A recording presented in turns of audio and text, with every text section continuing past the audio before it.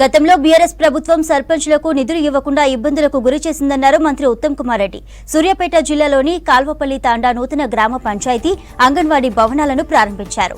సర్పంచ్లు ఎంపీటీసీలు రోజువారీ కూలీకి వెళ్లిన పరిస్థితులు గతంలో ఉండేవన్నారు. సర్పంచ్ల పెండింగ్ బిల్లుల గురించి కేటీఆర్ మాట్లాడడం విడ్డూరంగా ఉందన్నారు మంత్రి ఉత్తమ్ కుమార్ రెడ్డి.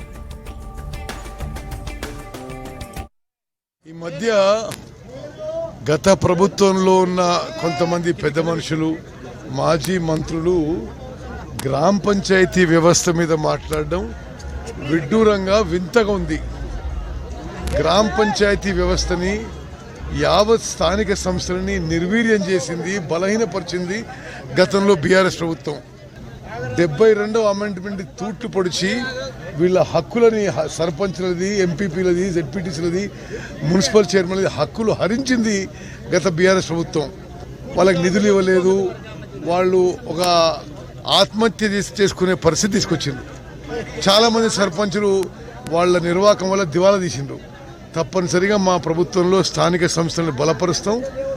అన్ని విధాలుగా అడ్మినిస్ట్రేషన్ డీసెంట్రలైజ్ చేసి, వికేంద్రీకరణ చేసి, మున్సిపాలిటీలు, జిల్లా పరిషత్లు, మండల పరిషత్లు, గ్రామ పంచాయతీలు బలపడే విధంగా మా కాంగ్రెస్ పార్టీ చర్యలు తీసుకుందని చెప్పి మనం చేస్తాం.